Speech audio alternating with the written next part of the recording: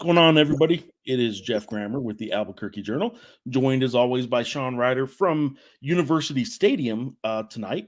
And there was one hell of a football game, an exciting football game, an entertaining football game that I think a lot of people who are probably watching this in the vicinity of Albuquerque probably aren't extremely pleased with, but it is what it is. I think the Lobos probably got one a couple weeks ago. Was it 2 weeks ago against Utah State like this? But they've had two of them kind of bite them late in the fourth quarter with Montana State, and now this one. So, Sean, 49-45 is the final. Wyoming upsets UNM. UNM was a 7.5-point favorite.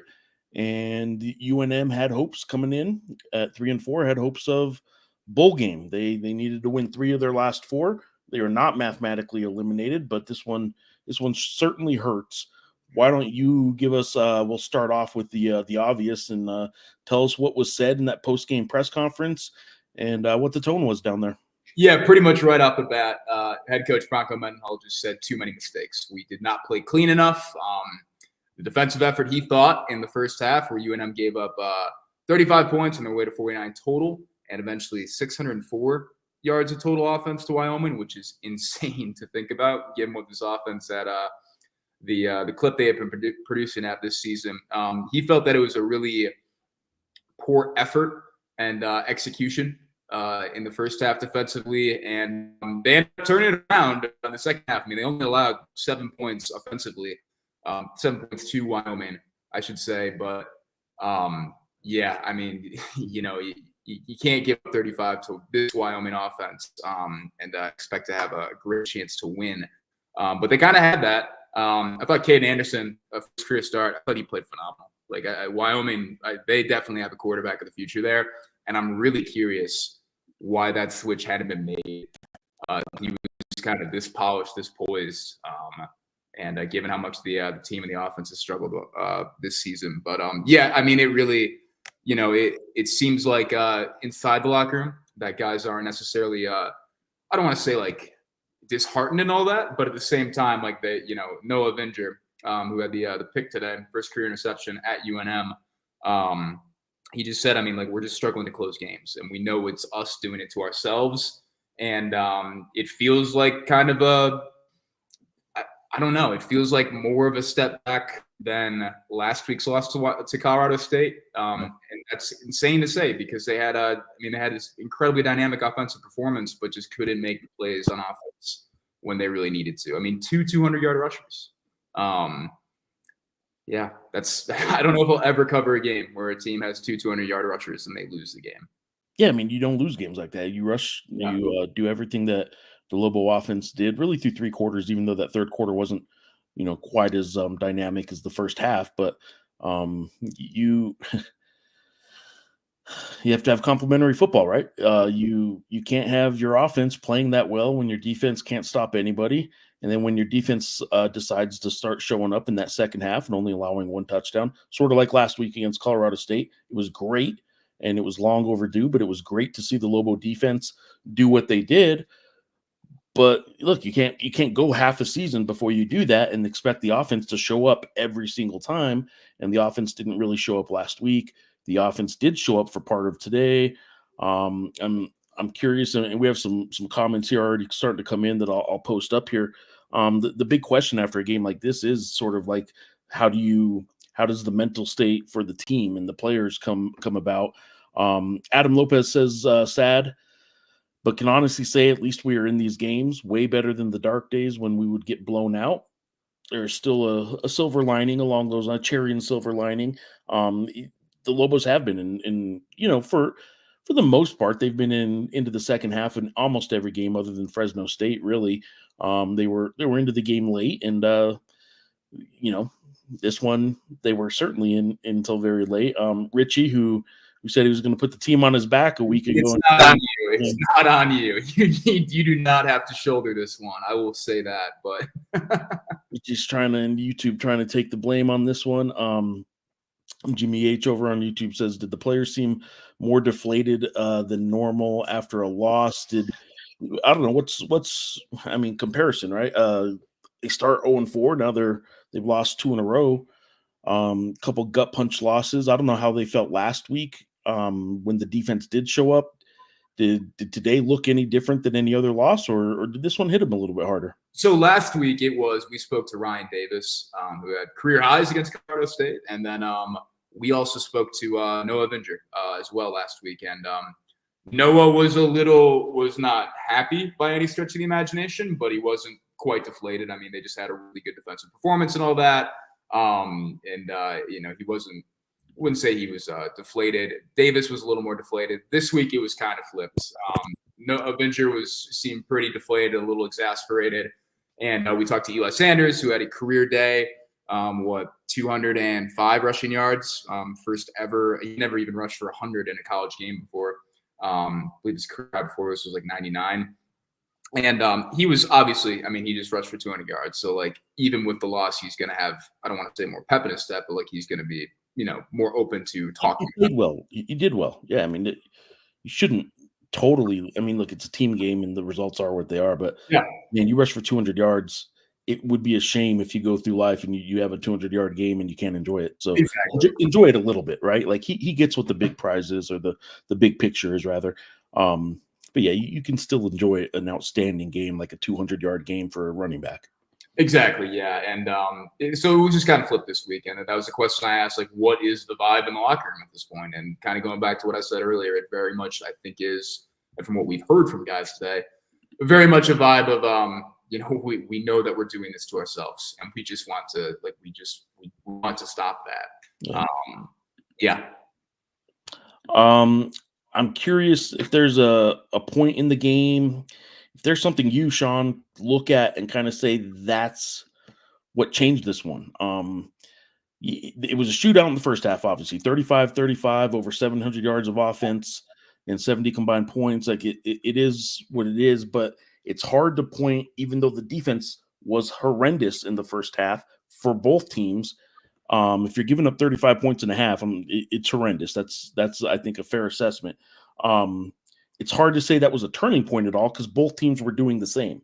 Yeah. So was there something that turned this thing around? I mean, I thought the third quarter turned it in the Lobos' favor when they shut out Wyoming. But then the same thing happened to UNM and then some because Wyoming got the better of them in the fourth quarter. Is there any one thing that you kind of noticed that you maybe think changed this? Change the defensive performance or the game overall? Change the game. Like why did the game end up in Wyoming's hands when the first half was even, the third quarter was all UNM? What switched, I guess, to give Wyoming such momentum in that fourth quarter to get the win here? It felt like Dampier's 85-yard rushing TD.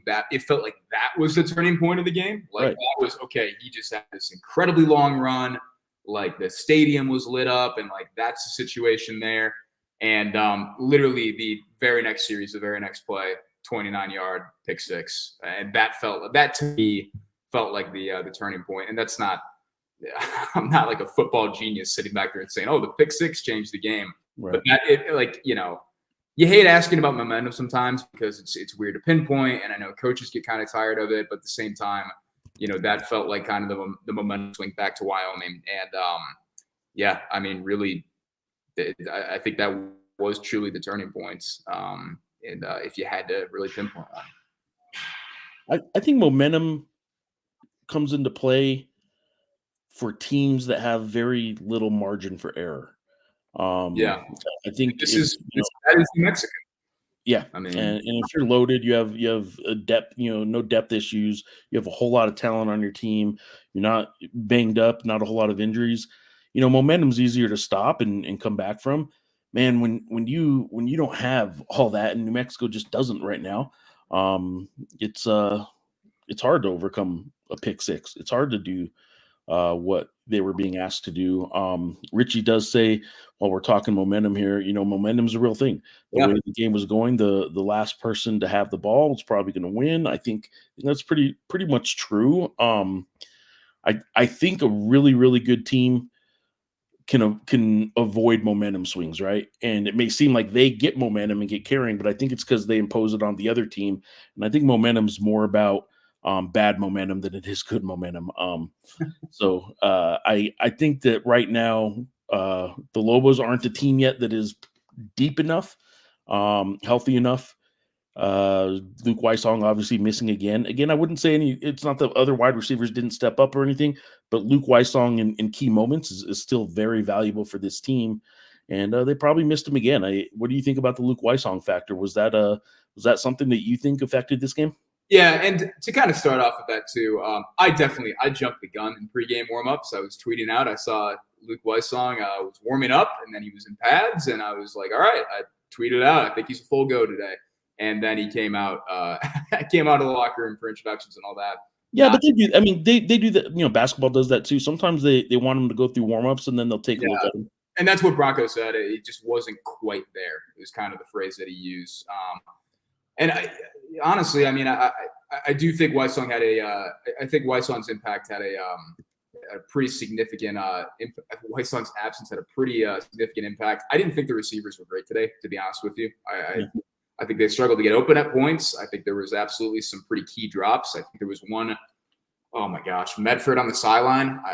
I thought he was going to come down with that ball, and he didn't. Well, real quick follow-up on the Luke Weissong pregame tweets, Sean. My bad, guys. Adam says you had me excited, Sean. I imagine too.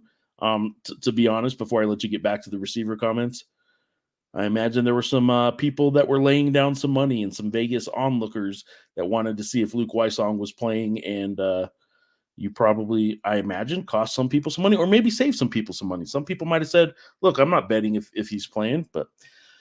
Given my history, it absolutely pains me to know that I might have cost some gamblers some money today. I know that really breaks your heart. Sorry about that, guys. But I did not think the receivers were especially great today. Ryan Davis led the team, paced the team, 6 receptions for 74 yards, the 1 receiving TD. That honestly kind of borderline. Like, I went back and looked at that, and I was like, I'm not 100% sure. If that was a TD there, but also Wyoming kind of had one that definitely kind of maybe needed a little bit more scrutiny. I think it was at 27. Are you talking about the one, first of all, the Lobo one where he stretched out and hit the pylon? The very first touchdown, yeah, the kind of the outstretch and all that. I think the replay showed that he was down probably about a half a yard out, that his leg and his shin, as we know, from Garrett Wilson's Thursday night catch for the Jets, the shin counts. And I think that was probably not a touchdown, but I don't think that a half yard in that opening or in that drive in that early part of the game was gonna really prevent UNM from scoring on the next play. But it is what it is. I think the Cowboys made 3 remarkable catches in the first half. Yeah, that first bird grab on the sideline. Well, they had the sideline one, the one-handed one. Excuse me. They had the sideline one, the one-handed one that was just great. It didn't even give them a first down actually, but it was a great catch. They had the touchdown that the defender actually had great defense and had his arm between the receiver's 2 arms. And then there's the one in the back of the end zone that I think they ended up saying was out of bounds, right? Or confirming, said the call stood. But that was a remarkable catch as well. So it kind of for a while there had the feel of, how is this Wyoming team not winning games? It looked like they had some playmakers. They had a quarterback in there that I know had his first start, and you said it earlier. Why wasn't he starting earlier? Yeah. This sort of had one of the feels to it to me that a bad Wyoming offense kind of it all started clicking today, and a lot of people started looking good, and it was just a season of frustration kind of coming out today, which a bad defense in New Mexico sort of helps bring out a little bit. So Wyoming didn't do this kind of stuff all season, though, offensively. No, and I thought, you just talked a lot about them too, and Mendenhall made the point. He said, I thought Wyoming's receivers made, they made the difference in the game today, and that's really hard to argue. And I thought, and it, I was trying to workshop the tweet for it and all that too, but obviously this is a better offense with Harrison Whaley. Like, Harrison Whaley is a really stinking good back, and he got UNM for 191 last year. And he got him for 170 today. He is a really good back, and that's, I know people are not particularly pleased with this first Jay Slavell season and all that, but they've had a rough go with some of the injuries, and a little bit more on the receivers too. Like, I'm also not trying to say I didn't think they were great in the sense that they just weren't great on their own. I do think Wyoming did some really nice things in the back end. In particular for secondary. I thought they played really well in a lot of instances. I thought they got having to hesitate. And obviously, I mean, for as banged up as that defensive line is at this point, I mean, Tice Westland coming up with strip sack. I mean, that is just a huge defensive play. And that is very much a Wyoming way to seal a game, even if we haven't seen Wyoming put up 600 yards of total offense that much in recent memory. So here are some of the stats. Obviously, you guys can kind of look as we talk here. Let's talk about the absurdity of some of these numbers. We mentioned it earlier. 200-yard rushers for New Mexico. I'm still struggling to process it. Like, honestly. Yeah, I mean, you just don't see a 200-yard rusher very often, right? No. You see two in one game, never. It's usually somebody has a special day and just has that magic touch. It's usually not two of them on the same team. But yeah, we're talking. What's the total offense here? 1180. Does that look about right to you? 1180 yards of total offense, and a low scoring, frankly, second half kept this game to what, 94 points, and that was 70-point halftime, total. So the offense still isn't, a real big issue.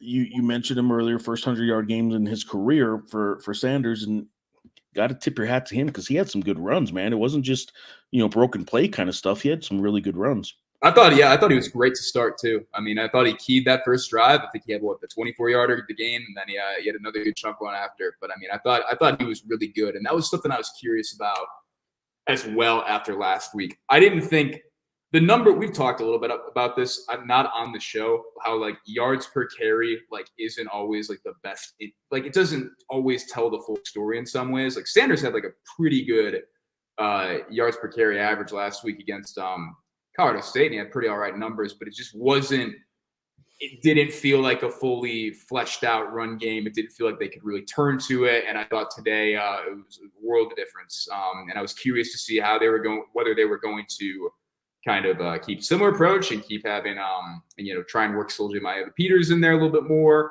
And they didn't. I mean, they honed in on Sanders. They honed in on Dampier, and I thought it was really good today. I think that should be heartening for fans in the sense that, they corrected without Javen Jacobs, without Nakari Rogers. I mean, this run game put up 412 rushing yards today between two guys, which is pretty darn special in a lot of respects. To cover our bases, I mean, I think we all know the answer, but just to cover the bases, make sure. Any idea if Luke will be back next week? No idea. No idea. This is very much covering the bases, and I'll be asking about it on Monday. You gotta think that, I mean, there's a better chance in the sense that he was to the point where he was able to warm up and at least go through warm-ups and kind of get evaluated there. But to kind of cover the bases even further once more, I mean, we never know any of the official injuries, and I don't know what Luke's specific injury is, nor Bobby Arnold or Javen Jacobs or Nakari Rogers or the whole rest of the lot. Adam, I know you sent this a little while. Are all scoring plays not reviewed? Was that might have been when we were talking about the receiver? Stevenson. Was it when we were talking about the UNM touchdown? Maybe because I think we were talking about both at the same time, basically. I think all scoring plays. Yeah, they're supposed to be. Say that again? They are supposed to be.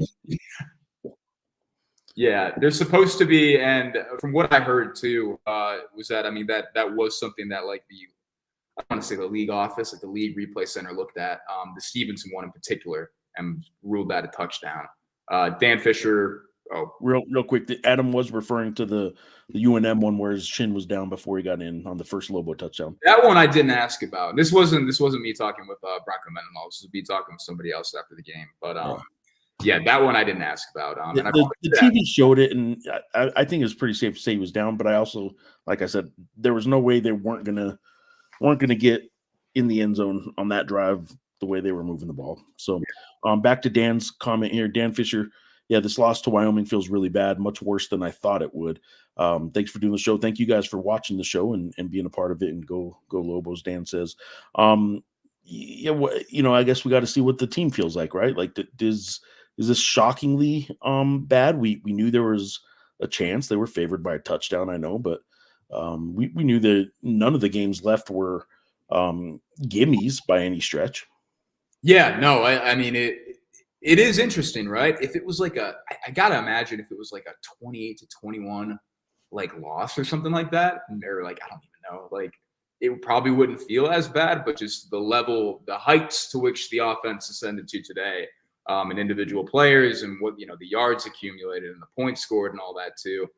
The fact that it wasn't enough to kind of cover up for really, I mean, I think they had 7 penalties for 65 yards, but there's a couple key ones there, honestly. I do understand how it could feel a lot uglier than maybe you might have expected. I was going to say, for a team that did have the graphic up on the screen in another game for leading FBS in penalties, UNM's total 7 for 65. And Wyoming had 6 for 60, 6 for 50. But 7 penalties for 65 isn't the worst game that the Lobos have had. Couple key ones, I think, but for the most part, considering what they did last week, the timing of them all, they sort of cleaned it up. Or I'm not looking for ways to polish what we just watched, but I'm not going to call it progress, but like I mean, it wasn't. I mean, it didn't kill drives to the level it did last week, obviously. Right. So maybe you want to call it progress, but it's still, I mean, it very much is just kind of where they are. And I honestly don't know. I mean, if they're going to ever figure out the penalties this year, I really don't. I think it's kind of at that point. And frankly, honestly, I mean, like, I got to eat a little crow on this too. Like, I mean, last year, I mean, for being one of the most penalized teams in the country, I figured it wasn't going to be much of a talking point. This year with a new coaching staff, 42 new players, just you don't have that continuity there. And the fact that it still is, I mean, it warrants further kind of reporting and writing on our part for sure. But it is just so weird. It's an odd thing to write about. It is. Some other comments that have been coming in. Richie says, do you think he was throwing a lot of low passes? I mean, did it look a lot low to you? Or yeah, no, definitely too. I mean, especially if it's like, I guess a screen. I mean, there was a couple that come to mind. Yeah, I mean, there definitely were some low balls there too. So, Richie, you're definitely right. I agree there. I will say this to the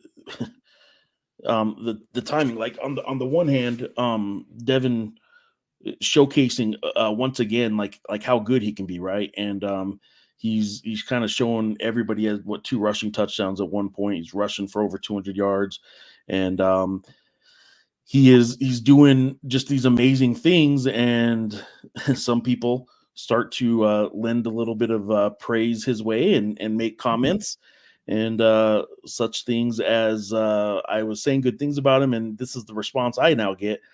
David C's telling you, why did you jinx the Lobos again, you jerk?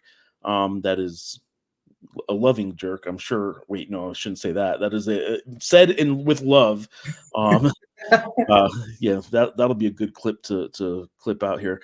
But I'll pull up what I said about Devin, but how frustrating does it have to be to have an individual performance again, like Devin Dampier had, and not be able to have it come out to be a win? I mean, that's sort of where we're at with this.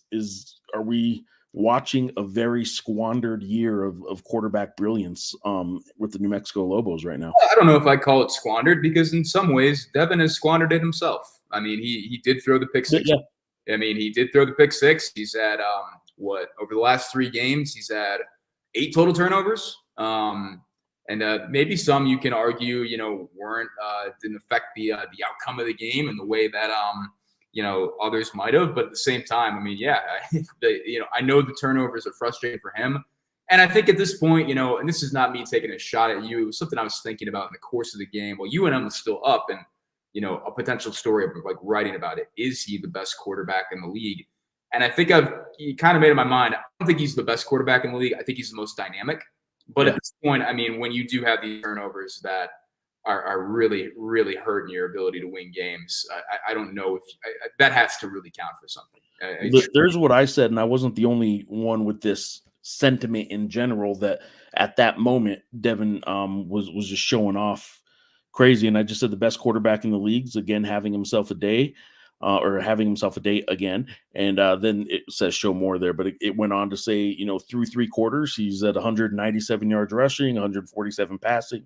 He had 1 passing touchdown at that point and 2 rushing touchdowns. So to follow that up, the grammar jinx was real. That is when he threw his pick 6 shortly after this tweet.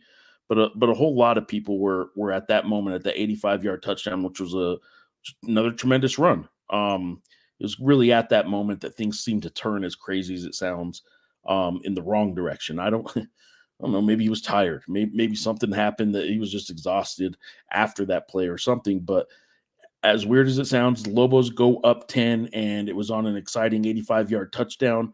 And that seemed to be when they kind of lost the game for some reason. What kind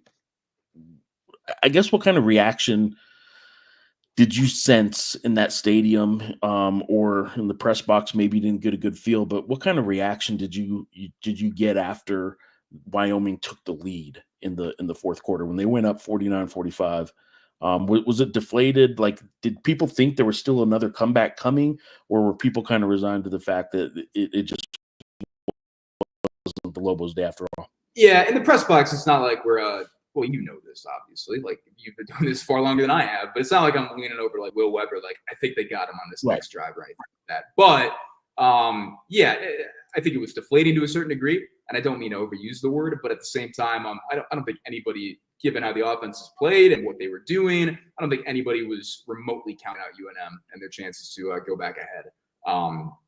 And honestly, it might have been more shocking that they kind of did in some ways, at least just from what I was thinking and the way that I had seen. And then credit to Wyoming, for coming up that stop. That is big time football right there. Like, you need to have that to win games, and we're going to see comments from Jay Saldell and Caden Anderson and all that too. Like, I got to imagine this one felt amazing for them, and in turn felt pretty darn bad for UNM.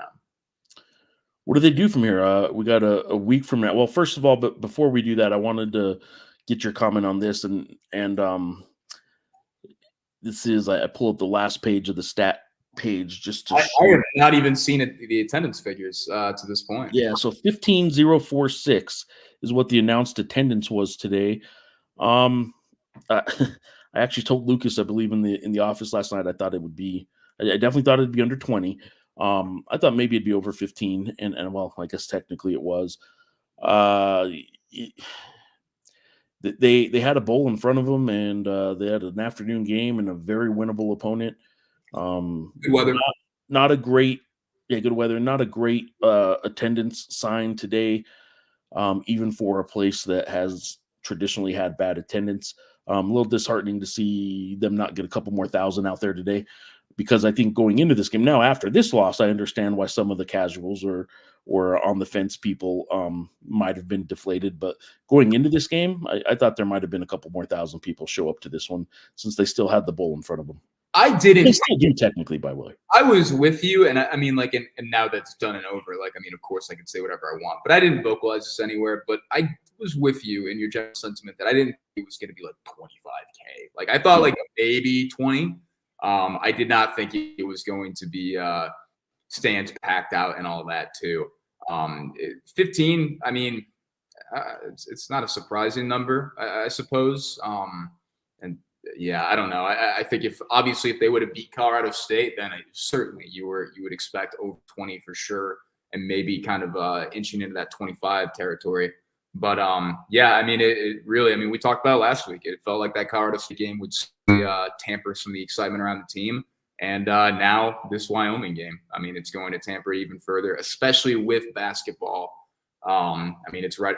Not even right around the corner. It's basically here. Yeah, Monday night's the season opener for Lobo men's basketball. We do have some of that going in here. Stuart, I will not say anything good about Donovan Dent. I'll apologize right now. This morning, I recorded a podcast with Donovan Dent that will come out tomorrow. Monday, there will be a feature story with Donovan Dent coming ahead of Monday night's game. So, yeah, I apologize in advance, Lobo fans.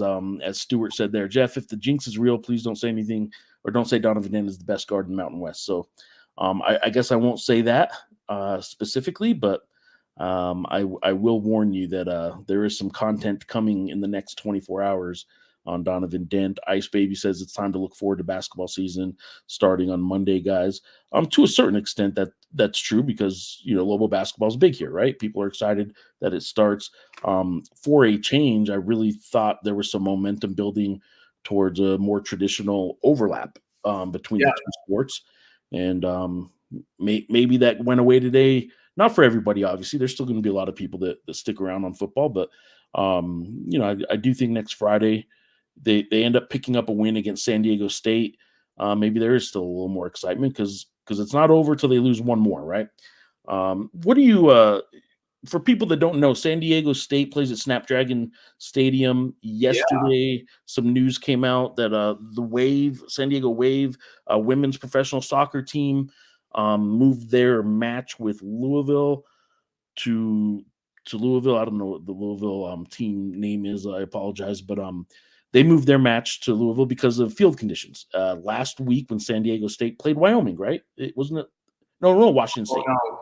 Last week was the Washington State San Diego State game. Yes. And on Snapdragon Field, you can see their field turf. They have some real grass, but there was sand buildup and all this kind of weird stuff that was just looking really bad.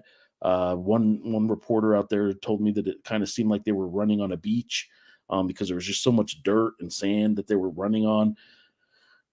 Field conditions weren't up to snuff for the women's professional soccer league as of now. Sean, do you have any update on whether UNM and San Diego State are considering moving that game, or is it still on as scheduled at San Diego State at Snapdragon Stadium? My impression right now, and I spoke to interim athletic director Dave Williams today, and what he told me was that there's going to be an update again on Monday. It doesn't sound like they're considering moving it, and I'm forgetting the exact term he used for the field that they kind of heard from San Diego State and the crew there. And I don't want to use the wrong term, so I'm going to struggle to explain it a little bit. But it does sound like they've kind of maybe fixed a couple things. And they don't think it's I'm blanking on the exact term, excuse me. But yeah. From my general impression is that they're not considering moving it at this point. There will be an update on Monday, and we will have a story on that at some point. Back on the attendance, Adam Lopez points out disappointed in the attendance. There were more Wyoming fans than would have liked. Look, I think Wyoming, for whatever reason, I think New Mexico does it in Laramie as well. There was a good turnout. I don't know if it's a lot of Wyoming people live in the Albuquerque area, or I do know a lot of New Mexicans live in the Colorado area and come out to a lot of games. But yeah, I noticed just from afar, I noticed that there were a good number rather of Wyoming fans, and that's good. Again, even kind of adds somewhat to the disappointment that the total attendance for this game was only 15,000. Got another one here from Dan. Lobos up 10, felt great. Thought the Lobos had it won. The Wyoming pick six was a bad play.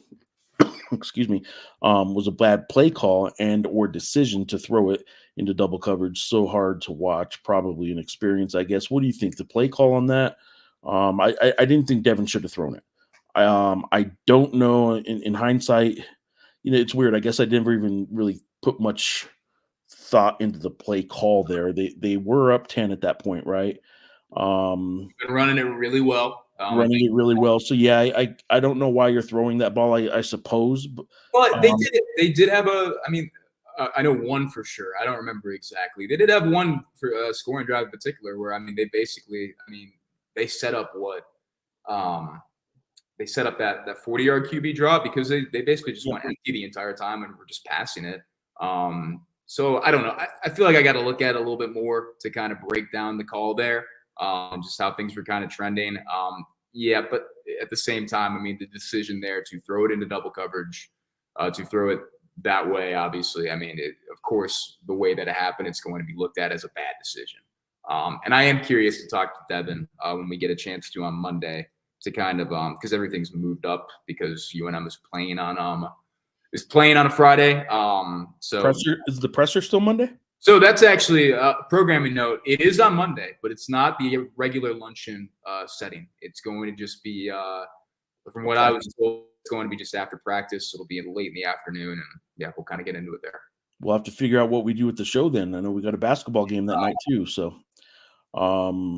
got the overlap going. The overlap is in effect. All right, Sean, what do you think about the defense? I know they're individual numbers. There were a couple players that did pretty good. 3 double-digit tackle numbers.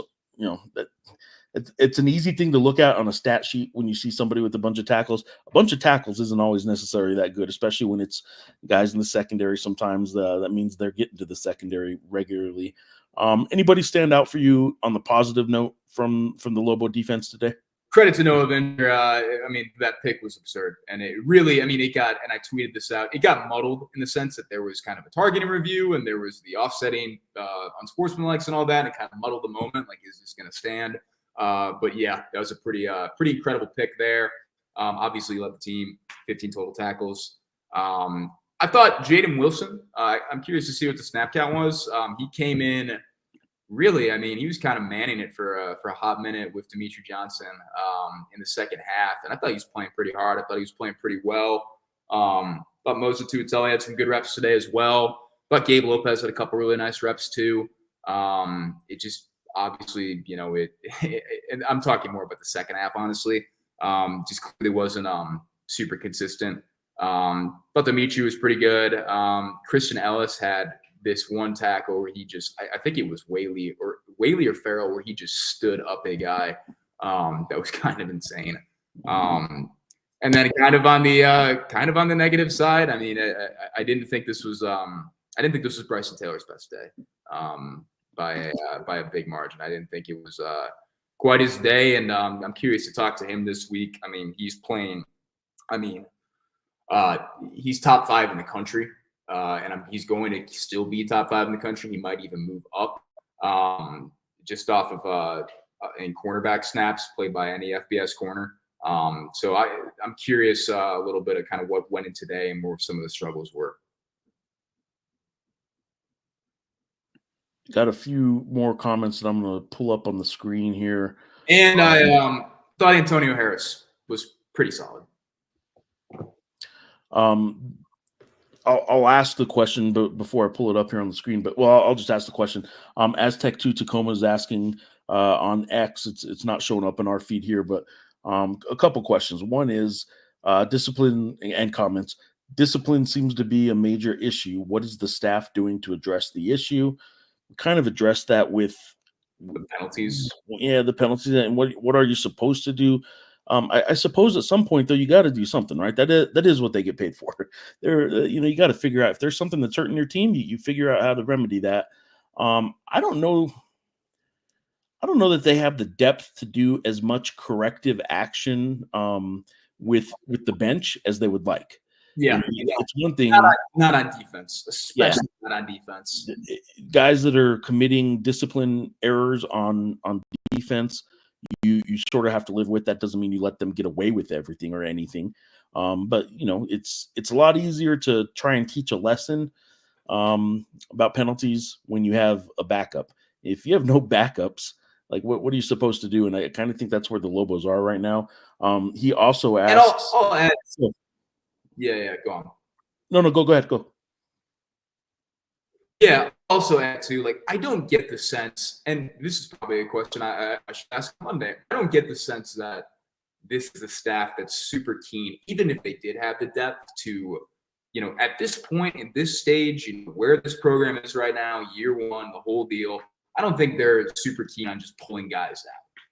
And that's a question. That's honestly, I mean, as Tacoma, it's a good question because, like, I'm thinking of this now. I mean, because you do think about, all right, well, if a guy's committing this many or a guy is getting hit there or dinged up in that sense with penalties, I mean, most coaches would probably sit them, but they really haven't done that. And I don't know. I just don't think that's quite this coaching staff's approach. Maybe it should be. Who knows? Well, I got another one for you from him. The secondary, the issues in the secondary. He says secondary continues to give up huge plays. Is it a talent issue or a lack of pass rush, or what is it? Secondary continues is like the interesting thing there, because like this secondary, like look, like the Arizona game, like I have no idea how they were going to stop Tetero McMillan. I don't want to give him a mulligan there, but like that is a nightmare matchup for most teams, and that was a 100% a nightmare matchup for UNM. But in fairness, they haven't given up huge plays every single stinking week. I mean, they kept the top on Fresno State. They kept the top on Colorado State for the most part too. The 42-yard TD. That was honestly probably as much on coaching in terms of they were between packages and it just hit the soft part of that package on the back end. And just a miscommunication error there too. I mean, I don't think this defense's problem, at least recently, at the start of the year for sure, at least recently, has been the secondary giving up big plays. And I think they showed that last week. And I think they showed that, in games against Air Force and in games against New Mexico State. At the same time, too, you can look at those teams and say, well, those aren't offenses that are going to take you over the top. But,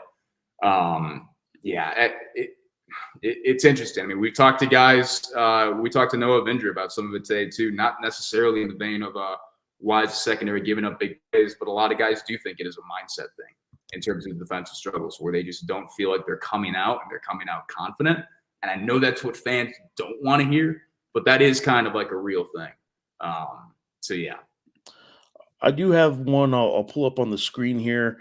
I know you don't really have an answer yet. I think I would venture to say that the answer is no. I don't think this will happen, especially not this season. When this season's from the jump, Bronco's been really adamant about the process, and this season is a building block towards the future and all that. So I don't think this is going to happen. There's not as much urgency because this season wasn't supposed to be a Mountain West championship season and big time bowl games. But for the sake of sharing the question here, Aztec 2 Tacoma does ask, has Bronco considered taking over the defensive play calling at all? Before I let you give your thoughts on that, Sean, I would say that the question implies that it's a defensive play calling issue right now, as opposed to maybe a talent or lack of depth issue. And I don't know the answer. I don't know if it is one or the other, but what do you think about that question? Has Bronco considered taking over the defensive play calling at all? I don't know if Bronco's ever done it. I know late Virginia tenure, I think he had more of a hand in the defense, like 2020, 2021. I think that's weird. I kind of remember reading about and kind of seeing. I think he had more of a hand in the defense than he normally did, at least at BYU or earlier in the Virginia tenure. Has he considered it? I don't want to speak for him. I'm going to assume that that's not the case, especially after, what they did last week defensively too against Colorado State. I mean, a week ago we were sitting on here saying, well, hey, at least the defense played good. And today we're in a more familiar spot. I guess Aztec to Tacoma, I mean, again, I don't want to really speak for him, but at the same time, I could probably ask this question too. I don't think that's even remotely a possibility. When he was introduced, I mean, right off the bat, he said, I don't remember who asked this question. He said he doesn't think you can be a head coach in this era and be a play caller, or at least a successful head coach and be a play caller in that vein too. Now Bronco's obviously got a good defensive pedigree, long defensive background and all that too. So I'm certain he's definitely giving his input and all that too. But the general, we talked about the CEO approach and all that, and Bronco's a true CEO. I think they're going to stick with that approach, and it's also year one. I think there's talent on the defense. I think there's talent in the secondary, and I think you've seen it flash, and I think you've seen it be more consistent on other weeks and all that. So that's kind of my long-winded read there. I don't think they're going to pull play calling duties for Nick Howell. Off that topic, Adam Lopez asks, any info on the center that's hitting the portal? Is that one that got hurt before the season? Yeah, so this is Juwan Singletary. It was Wednesday night or Wednesday afternoon. I didn't see it until Wednesday night. That's my bad. Pete Nakos for On3Sports.com. They're like Rivals and 24/7, one of the big recruiting websites, but their focus is really on the portal, or at least I guess mostly. But Juwan Singletary, he suffered a season-ending injury at some point between fall camp and the Montana State opener. That's why Mackenzie Agnello is playing center. Singletary was slated as the team starting center. And I have no confirmation from UNM at this point. I've reached out, and a UNM spokesperson told me that he hadn't even seen that. But I don't know. I saw him at practice on Tuesday. I didn't see him on Wednesday. But I've also had other practices where he's been with the program, and I didn't see him because, your season-ending injury, you're rehabbing and all that too. But I think it's safe to say that he is in the portal. I need to get that technically confirmed, but I think the fact that it's out there through Nakos and the fact that Singletary has reposted it as well leads me to believe that he's in the portal. Kind of jumping around a little bit here, and my apologies for that. We're going back to the previous topic of the secondary. Jimmy H on YouTube asks how much of this is on our defensive coaches and how much of it is on the quality of the secondary. I would say it's never, like it or not, coaches and coaches' families. It is never, at least not a little bit, on the coaches, and that's because from the very core of this, they were rebuilding and they inherited a lot, but the coaches are who assemble the roster for the most part and decide who plays and all that kind of stuff. So it's never not at least a little bit on the coaches in my mind, but that doesn't mean I'm all the way to the point where you can't ever blame the players either. This is big boy football enough to go ahead and call out what I think is a less than talented defense compared to the offense, certainly, and compared to a lot of the Mountain West teams they're playing. I think that's fair to say, but that doesn't mean there's not talent on the defense. I don't think there's depth on the defense, that's for sure. No. And I don't think there's overwhelming. There's not a whole lot of guys that I see that even at their best for a whole season could be all conference. Maybe 3 or 4 that I think kind of at their best might. Well, who do you think? I'm actually curious. Who do you think? I think Ellis is a really good safety. Yeah, I think Ellis has been, to me, Ellis has probably been the week-to-week most consistent defensive player. I think Noah has the capability too, though. I really, we're kind of bashing the secondary a little bit. I would say the safeties are pretty good. Yeah, does that mean I think they're good individually and I don't think they're working together? I guess I don't know, because I don't think the secondary is particularly good, and yet I think the safeties are pretty good. So I don't know, man. Anyway, Ellis is the easy answer. Yeah, I think he's the one guy that can be an all-league player, an all-Mountain West player. I think Avindra at his best, it definitely is kind of in that conversation. Linebackers wise, I mean, like they're certainly getting like all Mountain West usage at this point. I wouldn't say, and this is like no offense, and I'm not trying to bash them either. Right. I think they are Mountain West. I don't think Dimitri and Randolph to this point are Mountain West caliber players in the middle.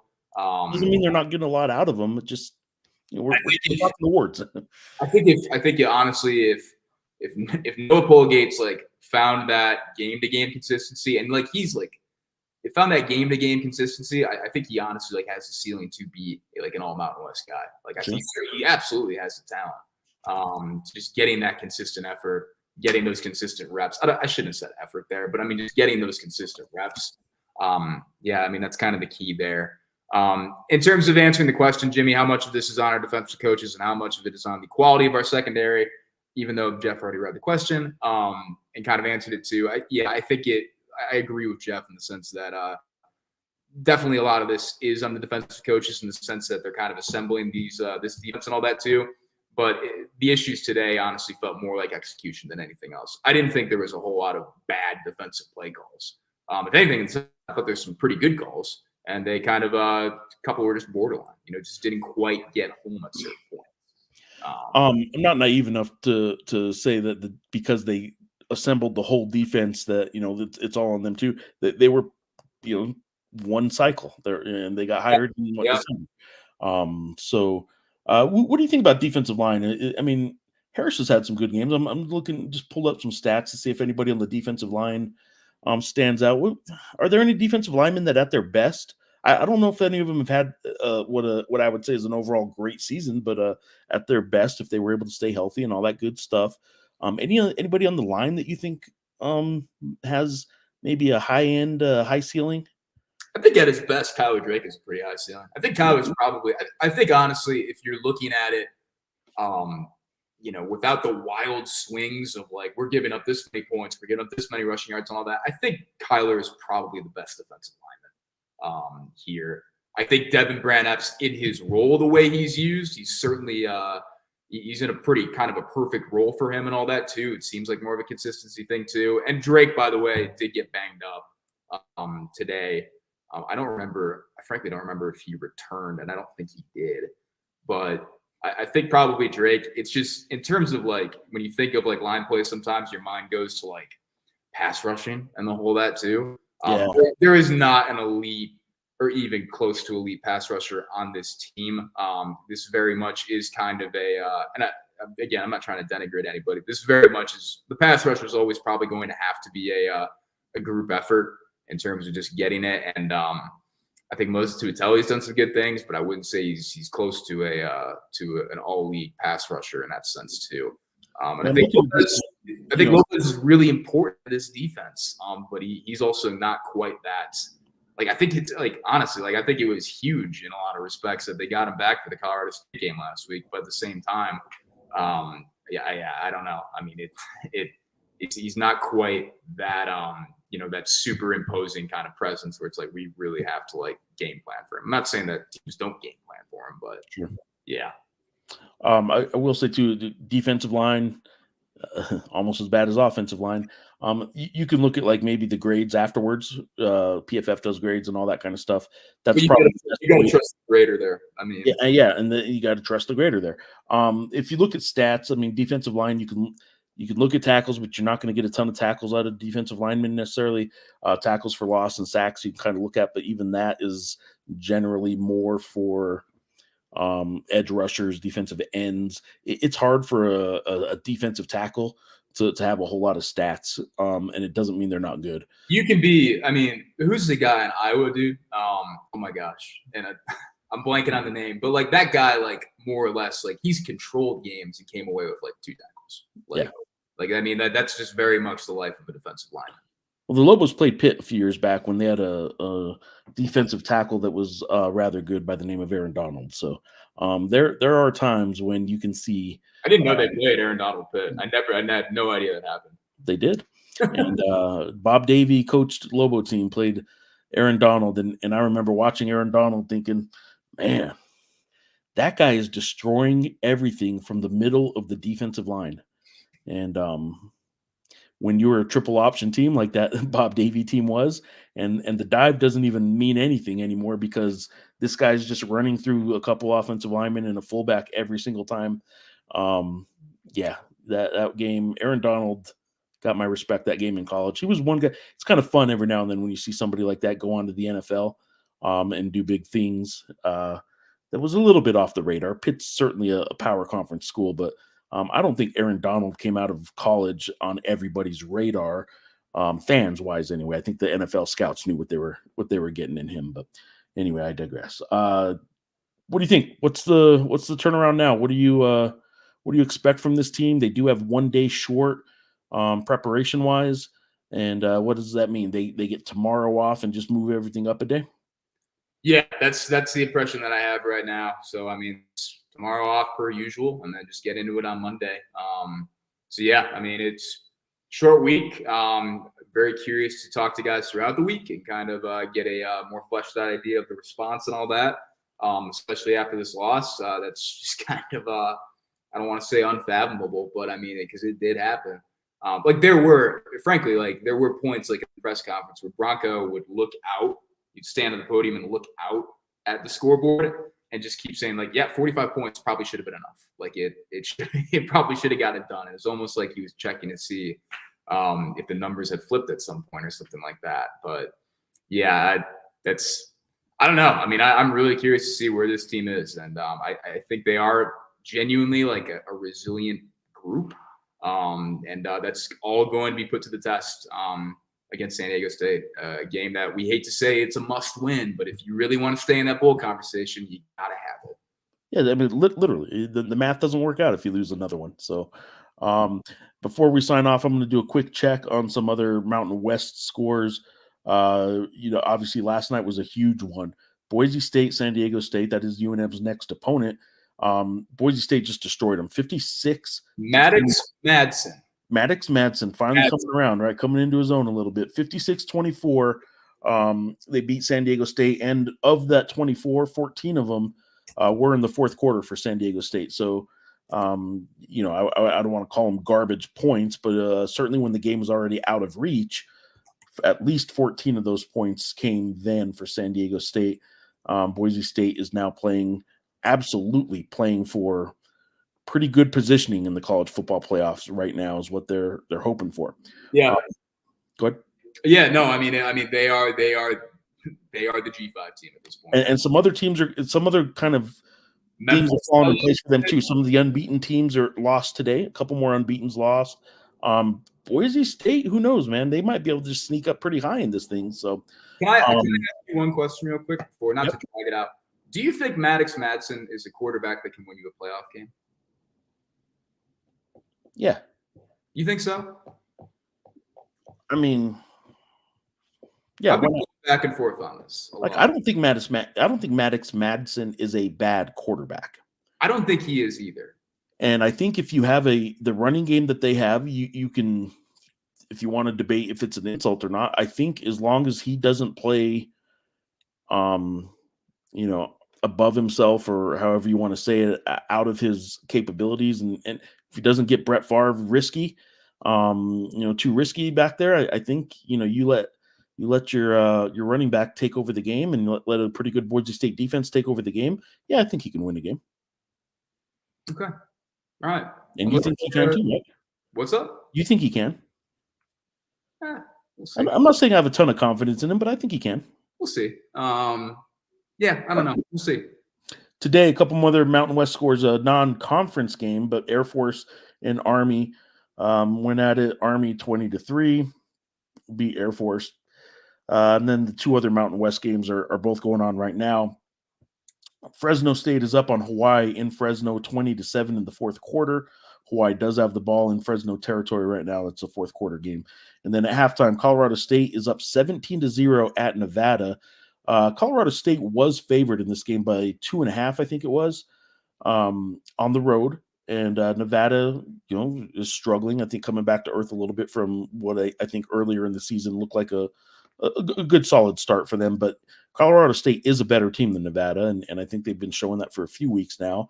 I kind of came around to them. I thought they'd win last week against the Lobos, but I kind of came around to them a little bit last week and over the last few weeks that, maybe Jay Norvell shouldn't be on the hot seat as I suggested he should be. Maybe he's saving that a little bit, but I think my question with Colorado State is at what, and I haven't watched the second of this game, so I don't know for sure what's happening tonight. But at what point does winning ugly become a detriment, or that dedication to winning ugly in the way that they did against UNM and the way they did against San Jose State? And I guess the San Jose State and the Air Force games, I don't know if they're truly ugly in the sense that they just keyed on the running game super hard. The UNM game, obviously, they won that with defense and they won that with a solid run game performance and special team score.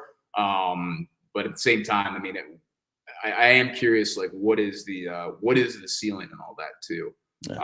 But yeah, Nevada doesn't seem like they're in the greatest spot right now.